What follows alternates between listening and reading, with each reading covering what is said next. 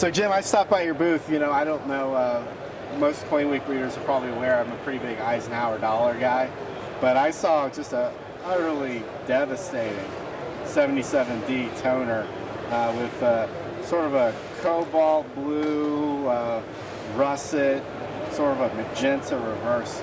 Did you get this coin holder? Or? I did. A client brought it in. He likes to go through coins, and he also likes to buy coins on eBay that he thinks are really cool, raw. And so he submitted it through us, and we got it back, and it came back as 6. And yeah, I also, when it came in, I was just stunned by that toning. So the thing about Ike dollars is a lot of people don't realize that they're born ugly, typically. Most of these coins, the circulation strikes are choice at best, 63, 64. 66 clad Ike dollar is actually quite an accomplishment. Yes, there's on Ike dollars, there's big flat surfaces on the coins that lend themselves to get banged up, and the luster usually isn't booming also because of the design.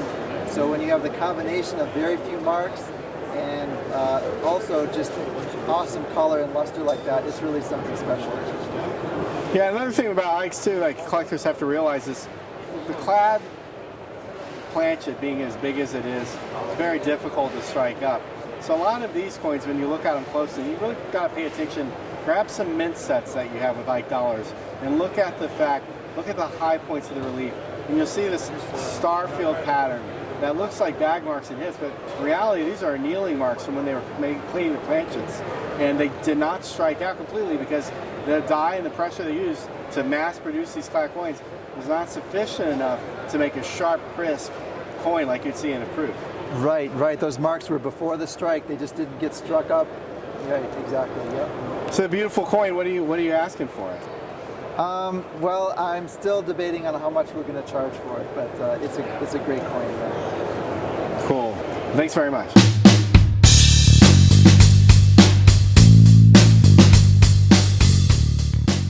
So John, David Lawrence Rare Coins doesn't just sell classic rarities. You also sell conditionally rare modern coins. Sure. I saw an Eisenhower dollar in your case, which is actually quite unusual for the issue. Can you tell me a little bit about it? Yes, it's a 1971S silver Ike dollar, grade by PCGS is MS67 plus. It's one of 6 in this grade with 368s as well. You know, this coin stuck out to us as just a particularly nice coin. You see some coins at $68 that may or may not deserve to be in there, and there are 3 of them, and I think there are probably at least 2 of them that we know that are. It seems a little bit optimistic. We just thought this coin was a really nice, eye-appealing, attractive coin that we were proud to buy. One of the things that I like about this issue, or don't like, is the fact that most of them came in the original blue envelopes, and they were just terrible looking coins. Sure. They were so bad that the mint included a card in each and every one of them that explained that any flaws or damage with the coin is just the way that they were made. Right. And in subsequent issues, after collector complaints, they cleaned it up in 72s through 74. They're all pretty nice. Right. But you rarely see a 71S that looks like this. It's funny, yeah. Ike dollars in this early day, they just never came attractive originally. So it's one of those things that 71Ss are just one of those weird dates that you just don't see many nice ones.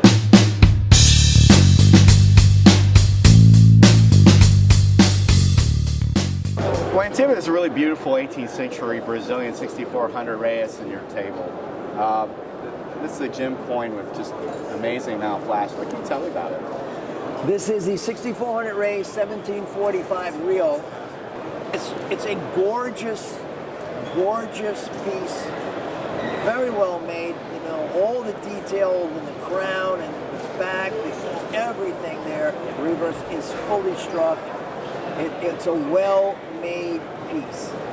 And for 1745, that's saying something. A lot of these coins have blobby strikings, soft strikings. We call them blobby because it looks like a blob when the detail's not pronounced. And it's just a wonderful coin. And it represents colonial Brazil at its finest, I think. And what's the estimated value of this piece? It's about $10,000, which actually It's cheap. And the world of numismatics, for what it entails, it's cheap.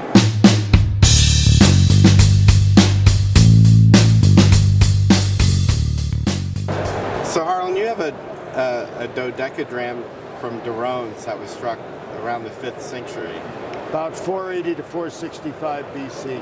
So how would they strike a coin in such a relief in that period with the minting technology they had? So these people were conquered by the Persians, and they had to pay tribute. So they paid tribute in large coins. This is one of the few coins of this series that's in mint condition. It has mint luster on it. To get the high relief, it was struck twice. But the remarkable thing about this coin, this has luster, no corrosion at all. But if you look at the reverse, it has these giant holes.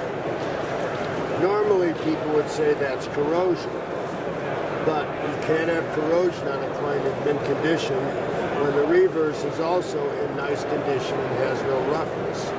What it means is when this coin was minted, molten silver was poured on a hot surface, probably a rock. Right. This one was so hot that it bubbled. Right. This is the bubbles from very, very hot silver. So from this we know how these coins were minted. So what is the motif? Well, it's a man drawing a cart by an ox with a Corinthian helmet above. And you have the 3 legs on the reverse. Yeah, the triplets on the reverse. Very cool. Thanks for sharing that with me. Thank you.